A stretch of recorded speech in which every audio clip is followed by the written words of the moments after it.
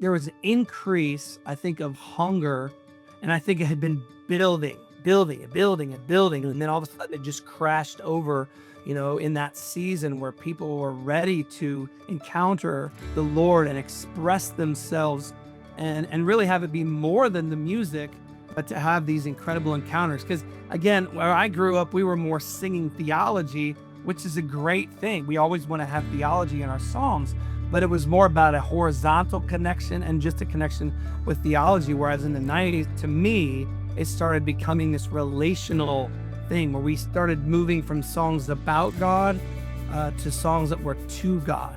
And that just opened up that really intimate, I would never have used that word before, intimate, but intimate connection with God that was changing my life. And I think, as you mentioned, people's lives all over the world.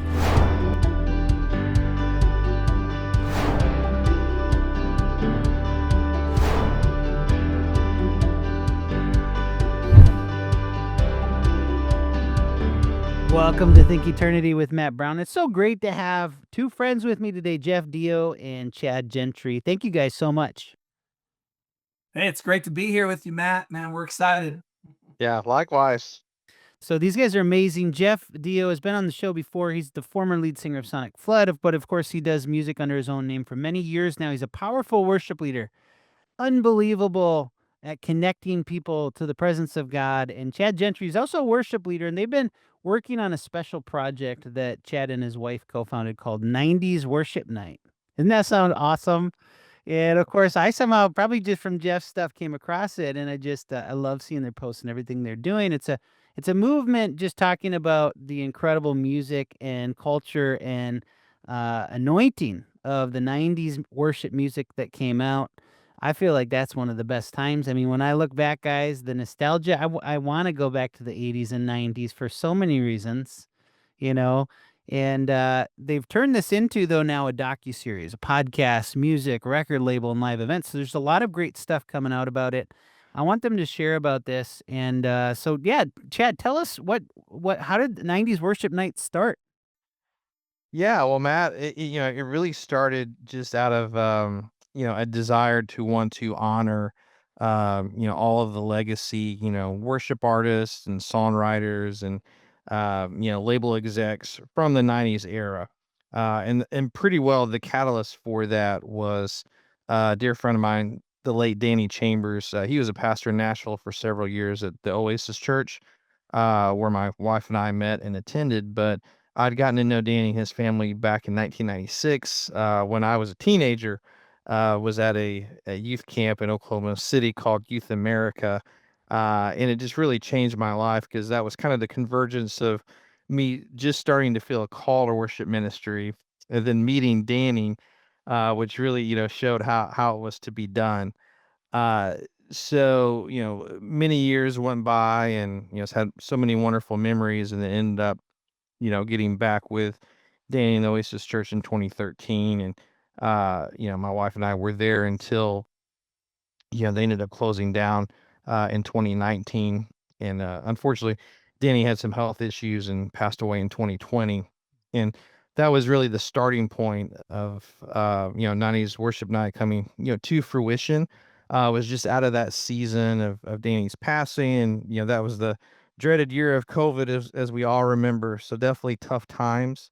But I found, during my faith journey is that's typically the entry point of when the Holy Spirit comes and has an assignment. And for us, it was starting 90s Worship Night. So we started in January of 2021, as far as, making connections, networking, starting to capture content for the 90s Worship Night docuseries. And part of, that experience was getting the opportunity to connect with Jeff Deyo and asking him to be a part of this, which he graciously accepted. And we've been doing a lot of fun things together and actually working on a specific episode involving Jeff and talking about his life and ministry. So, Jeff, why don't you kind of give your perspective of that, if you would? Yeah, sure. I mean, it's just been a blessing to be a part of this. It feels like something that just happened, but it also feels like we've been working on this for a while, which is a good sign, I think. When you came to me, Chad, and was like, Jeff, we'd love for you to be a part of this thing we're doing called 90s Worship Night. I'm like, who is this guy? What is happening? it's this real, but as you and I got to know each other, I just have seen your passion, your heart, for really highlighting that season of 90s worship. And of course, not to say that, there's not great worship things that are happening in this day, but just remembering all the incredible things that God did during that time. And I'm a testimony of that. And we can get into that later, but just understanding how my relationship has grown with the Lord and grew in that time, in that season in the 90s. So to be a part of this, to have you come to me and say, Jeff, we'd love to do an episode with you and your time in Sonicflood, and then you came to North Central, 3 years ago or something, and we filmed that episode, and then to be a part of different worship nights with you and albums and all kinds of things. It's just been really exciting. So I'm blessed to be a part of it. Well, and I want to interject and say it's super fun to see this, and even the graphics are appropriate, right? But when I think back to the '90s and I think back to growing up, and some of the worship I came across and how it impacted me, I mean, there was specific albums that and songs that I think made a massive shift in my life, right, in my spiritual walk. And I still remember, and I shared this I think when I first had you on, Jeff, but I still remember when one of my older brothers, Dan, came in the house, and he goes, "Guys, you got to listen to this." And he puts the CD in the player. My dad is now a sound guy, but back then he was a computer engineer, but he had these big box speakers on the walls, and he plays Jeff Deyo on Sonicflood, and we all sat there, and you could have seen our hair blown back. We were like, "What is this?" And there was something on it, man. It was new sounds from the Holy Spirit. It was crazy and it was powerful. And I remember events, Jeff, where I got to be in attendance where you were leading worship. Also, just having that same sense of, man, God is doing something significant. I still regularly listen to worship music from back in the '90s, right? And some of those old albums of different worship leaders. But then the original cutting edge albums from Delirious, right? And it's like Yes. through my teens, like I would put those on with my Walkman every night and listen to them as I fell asleep. They're very simple. They're very basic. Delirious probably doesn't go, "Hey man, those were the albums." They probably have other music that they're really the most proud of. But for me, there was just something on those cutting edge albums. And so I hope they're one of the people you're going to record, by the way. But Yeah. Yeah. I would just sit and just listen to those as I fell asleep, and God was doing something in my life. And then Desperation Band, right? Jeff, you buddies with those guys.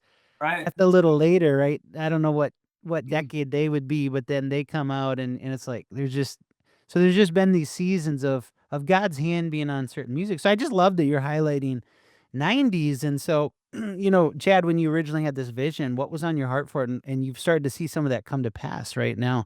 So what are some of the things that have been taking place now that you were like dreaming about a few years ago? Yeah, for sure. Well, I mean, we've definitely seen some, reoccurring themes, and just to kind of touch on an important part of it, in learning a lot of these narratives, whether it be, interviewing Martin Smith, of Delirious, or, Nathan and Christy Knuckles from the Passion Movement. What's really fascinating is to hear, their perspective of, many of them were, young in their early 20s, when their journey with those respective movements started. And it was nothing that was contrived or, strategic about it. They were just young people trying to do something that was creative and impactful.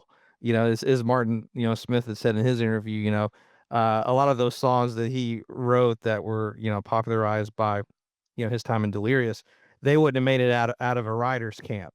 The A&R at the label would never have allowed it to be recorded, because there was just so much variance, like the happy song was kind of like a, country, bluegrass kind of thing going on. And then you had these, huge anthems, that sounded like you too, like Did You Feel the Mountains Tremble? Just so much variance.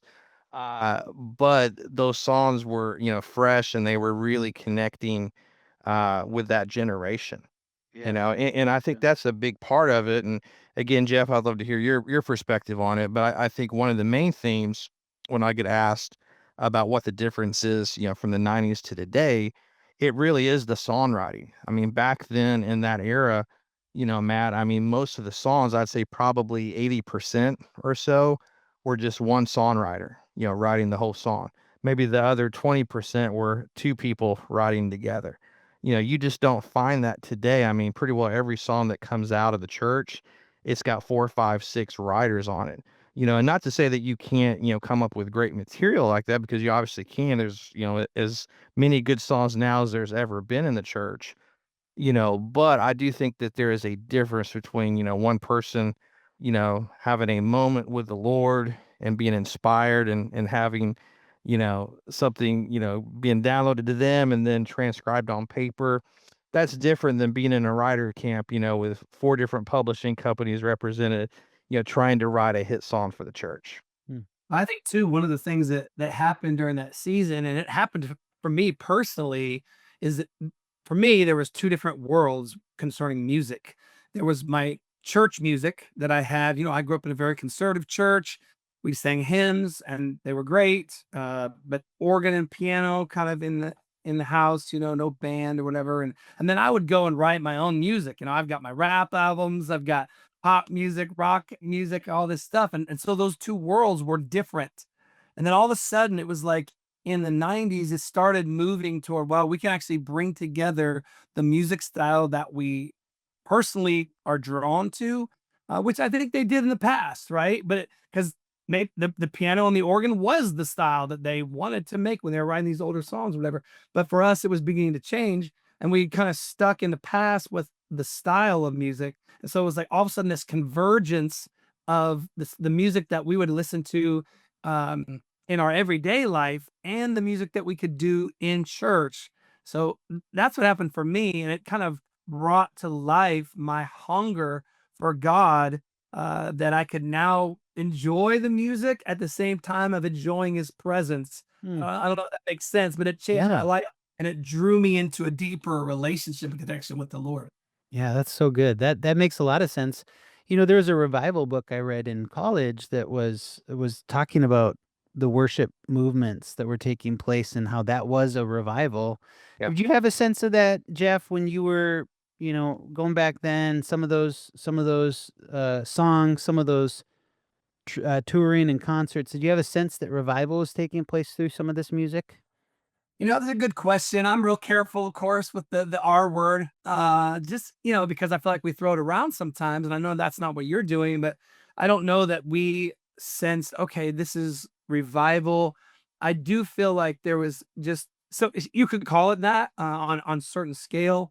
There was an increase, I think, of hunger, and I think it had been building and building and building, and then all of a sudden it just crashed over, in that season where people were ready to encounter the Lord and express themselves and really have it be more than the music, but to have these incredible encounters. Because again, where I grew up, we were more singing theology, which is a great thing. We always want to have theology in our songs, but it was more about a horizontal connection and just a connection with theology. Whereas in the 90s, to me, it started becoming this relational thing where we started moving from songs about God, to songs that were to God. And that just opened up that really intimate, I would never have used that word before, intimate, but intimate connection with God that was changing my life. And I think, as you mentioned, people's lives all over the world.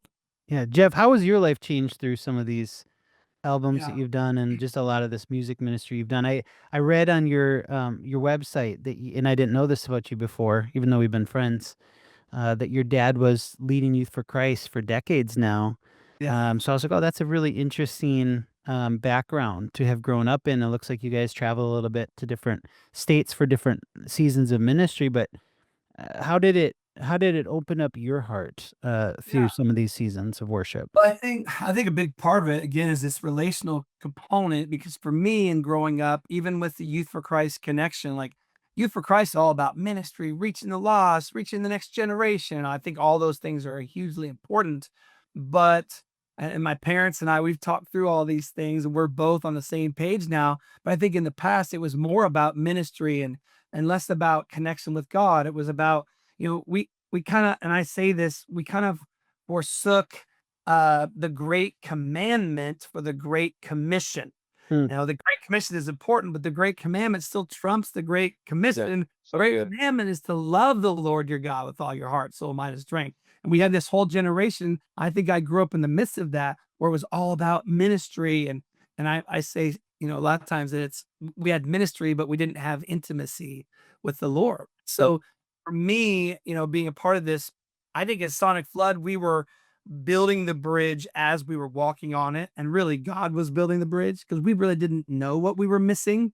I didn't know that I was missing the relational component. But all of a sudden, as we started singing, uh, Lord, I lift your name on high in the band Zilch before we created the album for Sonic Flood, all these people were running to the altar, lifting up their hands. I wasn't raised that way.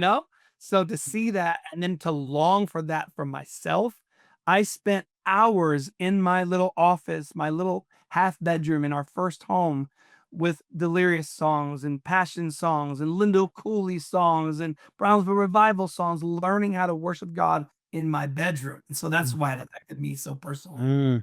How about for you, Chad? I know that you had that connection with Danny and now so many others. What were the moments for you that just you look back on now and you're like, we need to just highlight this season and time of the 90s and what God was doing?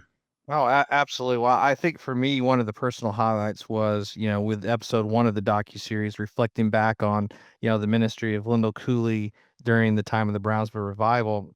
Was him talking about, them releasing Brownsville Worship Volume 1 and Volume 2, which he was very reluctant to do because, they were having great success with, uh, you know, making Vineyard albums available for the revival attendees, just in the lobby, basically selling them at cost so they could take these songs home with them.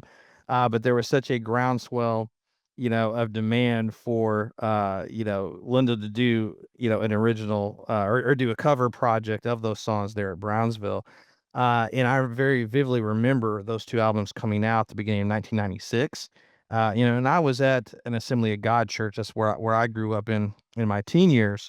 And, of course, the Brownsville revival, that was, Brownsville, what's now called Brownsville Church, which is associated with Assembly of God as well. So we were very heavily influenced by the revival.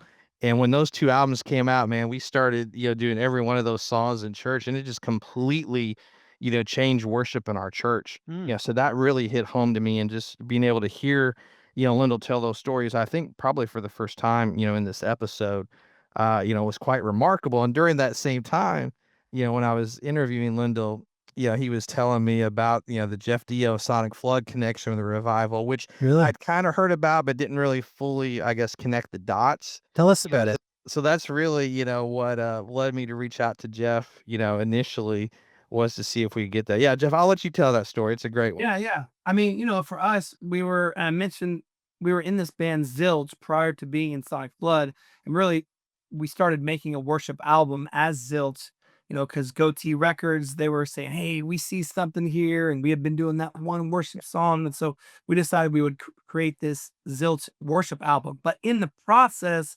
we went to the Brownsville Revival, and Lyndall Cooley Yeah. had a worship conference. Now we weren't worship leaders. We weren't, we were rock band guys. And so we're like, I don't know, what are we doing? Why are we going to this thing? We drove down to Florida from Nashville, and Because everyone's doing it. we had no idea. I mean, I don't know. It was like, yeah, so we went down there, and I remember us, worshiping, and we were like dancing for like 3 hours one afternoon or one night or something, and that wasn't our norm. Like I told you, I grew up in a very conservative.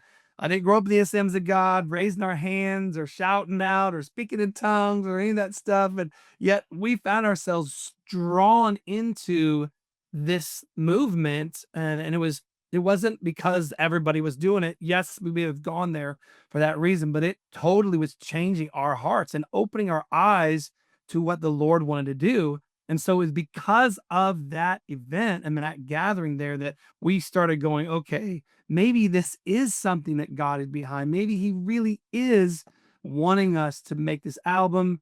Maybe the album Zilt was not the right name for that album. So we're like, okay, it's almost like an Abram to Abraham name change. Like this has to have a significant name that means something. Zilch literally means nothing, right? And so, Revelation 19:6 is really where Sonic Flood name comes from. The sound of many mighty rushing waters, the Mm. sound of all creation coming together to worship God. It's like if you went back behind Niagara Falls and you heard that, sound, all of heaven just worshiping the Lord. And so that's what a sonic flood is, a flood of praise and worship and from all generations. So that revival impacted us. And then personally, just one other tidbit, my wife and I were attending a Sons of God church in Nashville, and we both were desiring to be baptized in the Holy Spirit, and this is something that, it was really new to us, but the power of the Spirit, Jesus said, if I'm leaving and I've got to send you the Spirit of God. And so we were being open to that. Well, it was at Brownsville that my wife actually received the baptism in the Holy Spirit. So just so many Mm. incredible connections there. That's amazing. Thanks for sharing that. So, through all this, and you guys did a docu-series release already with Lindell Cooley. Did it sound from the clips I saw, it sounds like he still just has this fire, right? What did you guys feel about that conversation with him? Yeah, I mean, it was quite remarkable. I think, Matt, probably of all the interviews I did, I was the most nervous for that one, just because there was so much subject matter. I'm like, man, I got to get through all of this and only have, this one sitting to do it.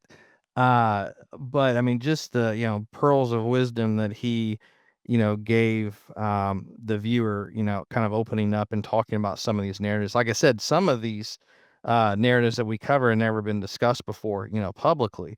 So for us to be able to do that in the forum of 90s Worship Night, is really, really special. And I think too, and Jeff, I'd love to hear your thoughts, but I think it really sets the tone for the series as a whole. Yeah, I mean, it's an incredible. I mean, people have to go watch this episode. I mean, even if you didn't go to Brownsville, even if you're not familiar with the revival, like to see the story, how God did this thing. I mean, millions of people coming to this little church in Pensacola, Florida. Mm. You can't deny that it was God's move. Yeah. And I mean, I love how Lyndall even says in the episode, he's like, there was some weird stuff that happened there, but it might not have been God. But there was a lot of it that Yes. was God. Most of it. I mean, humans are always going to get involved and do some weird things. But I'm telling you, man, God moved. He touched my life personally. Yeah. To hear him say, you asked him if he still had the fire. I mean, to hear him, and I won't take away, anything from the episode. But at one point he says, there's never been a time in history now where there's been more worship music and less worship. You're like, Mm. oh man, Mm. oh, hit me with the Wow. spuds there, Yeah. and then to get into that, you have to see the episode. I just want to tell everybody out there, you got to go watch this. At the end, you're so engrossed in this story. I mean, I was in tears at the end. So moving, so God ordained, so powerful. This show is made possible thanks to the support of friends like you. By God's grace, we minister to millions of young people across America each year with powerful faith content. Your gift of $25 or more will help share Jesus with thousands of young people who need hope in a community near you. Be a part today by giving at thinke.org/donate. Well, that's so incredible, man. And I do want to talk about in a bit where people can go to check out all of that. But talk about what you guys have coming. I know you guys I believe you did an event at the Museum of the Bible, right? Which I love that place. Like even before it existed, I was hearing about it and I was like, this is, and I've been there a couple of times. One of the greatest places on earth, the Museum of the Bible in Washington, D.C. So it's so cool that you did it there. But Jeff, talk about some of your new singles and new album that have just come out this summer. And talk about any events you guys have coming up, Chad. Yeah, I mean, one of the cool things that happened there at the Museum of the Bible was we had this event with Brenton Brown and Charlie Hall, just icons from the 90s worship, songwriters, worship leader, and then also Lisa from Out of Eden days. And of course, most people would remember the I Could Sing of Your Love single from, well, it's been almost 20, it's a little over 25 years now that her and I sang together, "I Could Sing of Your Love," put out, of course, by Martin Smith and Delirious. And but that version really just went nationwide and really helped propel that song. Well, Lisa and I hadn't had a chance to sing together probably in 25 years. And so at the Museum of the Bible, we were able to record and sing together again and release that new 25th anniversary edition of "I Could Sing of Your Love." So if you haven't heard it, you got to get out there and take a listen for sure. So that's been a blessing. And then also, I Jeff, are you saying, did you write "I Could Sing Your Love Forever"? Are you a part of that? No. Okay. that's You Mark were Smith. one of the recordings of it. Okay. That's what it Yeah, was. Okay. I yeah, was yeah. like, wow, wow, wow. Okay. That was a song that was at the time was just beginning to be Yeah. known.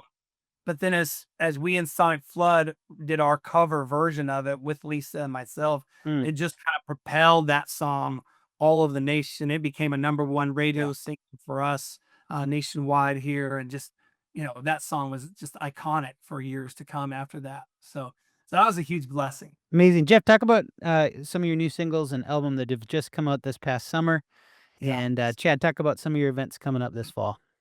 Yeah, so I mean, one of the singles we just released is the single called "There Is a Fire," and it's just this powerful song that the Lord gave me a few months back, and just the heart of there's this fire that is Yeah. burning inside of me that's got to come out. And you and I talked offline about my calling as a pastor and how that's been burning in me all these years, most of the time coming out through musical things, but now, as I am becoming a lead pastor at a church, there's this fire that is within me that has to come out. It's the Spirit of God, the passion of God dwelling in me. So this song is an expression of that, and it's just such a great song from the Lord.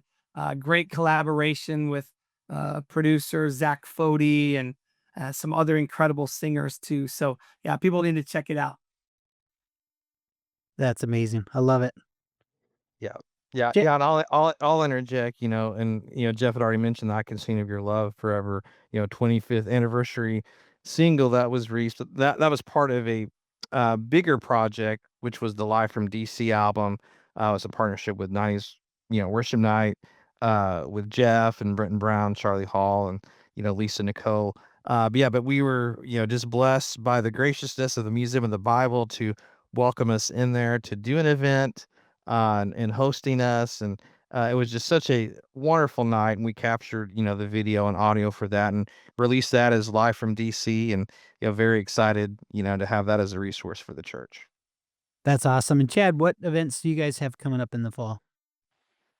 Yeah, well, we are currently, in the middle of kind of, I guess, our tour of 90s Worship Night, church events. And we also do some live events, with some of the legacy artists as well. Definitely getting to team up with Jeff Deyo with some events is amazing. Having a big one in Iowa, for instance, which is part of a bigger initiative with the Timothy Initiative, which is a main sponsor of 90s Worship Night. They're a church planning organization. So, just teaming up with some like-minded folks and putting on these nights of worship, which will have definitely a little bit of the 90s worship night, kind of brand and the 90s worship catalog invoked, with the song choices.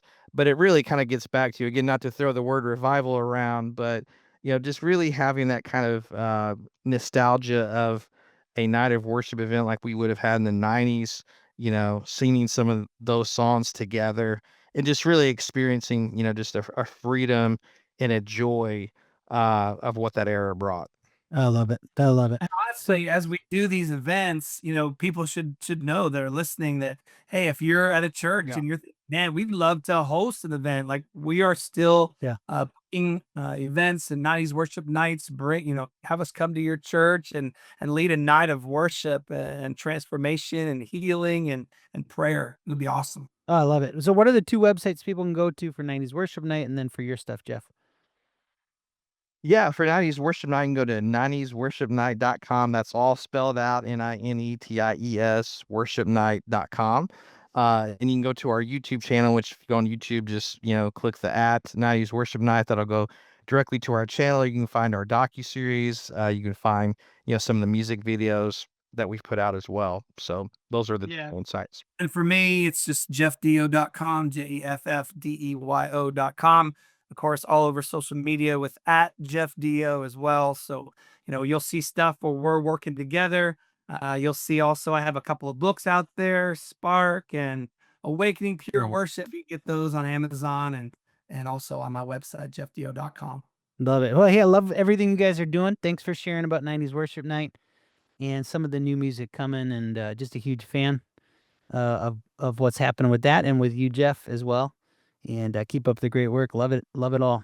Thanks, guys. Thanks, Matt. We really appreciate it. Yeah. God bless. Thank you so much for joining us for this episode of The Matt Brown Show. Be sure to subscribe so you never miss a life-changing episode. Also, I'd love to hear from you, pray for you, and continue to encourage your faith at thinke.org.